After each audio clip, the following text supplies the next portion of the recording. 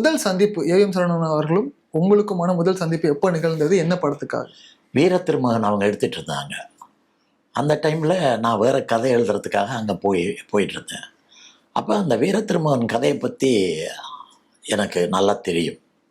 So அவரோட room திறந்திருந்தது, நான் உள்ளே நுழைஞ்சிட்டேன். அவர் ரொம்ப சந்தோஷமாக எழுந்து நின்று வரவேற்று உட்கார வச்சார். அப்போ நான் கேட்டேன், உங்கள் முதல் படமாக வீர திருமகன் பண்ணுறீங்க, what was the speciality in selecting this அப்படின்னு சொன்னார். அப்போ அவர் சொன்னார், திரிலோக் சந்தர் வந்து ரொம்ப ரொம்ப டிஃப்ரெண்ட்டாக திங்க் பண்ணுறாரு. இப்போ அவரை அசோகன் தான் கூட்டிகிட்டு வந்து எனக்கு அறிமுகப்படுத்தினார்.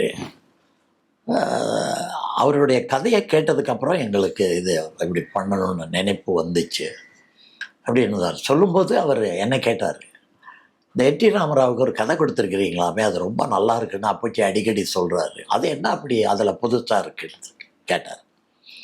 நான் அதில் இருந்த ஒரு புது விஷயத்த அன்னைக்கு சொன்னேன். அப்போ அவர் என்னை அப்படி ஏற இறங்க பார்த்தார். என்ன வயசு உங்களுக்குன்னு கேட்டார். அப்போ நான் சொன்னேன், நம்பல அவர், அது யாருமே நம்ப மாட்டாங்க, அது அப்படி. ரொம்ப இளம் வயது. நீங்களே 17 வயசுல முதல் படம் எழுதுவீங்களா? 17 வயசில் எம்ஜிஆருக்கு புதிய பூமி எழுதினேன். 18 வயசில் ஏவிஎம்முக்குள்ளே நுழைஞ்சேன். 20 வயசில் செட்டியார் என்னை தயாரிப்பாளர் ஆக்கி விட்டார். அந்த எம்ஜிஆர்கிட்ட இருந்தனா நான் எடுத்த படம் ராஜபாட்டிருந்ததுரை.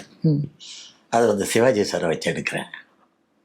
அது ஒரு பெரிய பாக்கியம். ஏன்னா அந்த நேரம் வந்து எம்ஜிஆர் ஆளுங்க சிவாஜிட்ட வர மாட்டாங்க, சிவாஜி ஆளுங்க அங்கே போக மாட்டாங்க.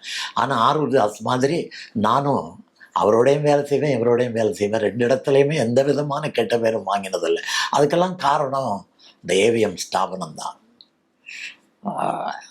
அது ஸ்தாபனம் சினிமாவுக்கு, ஆனால் எனக்கு அது ஒரு குடும்பம்.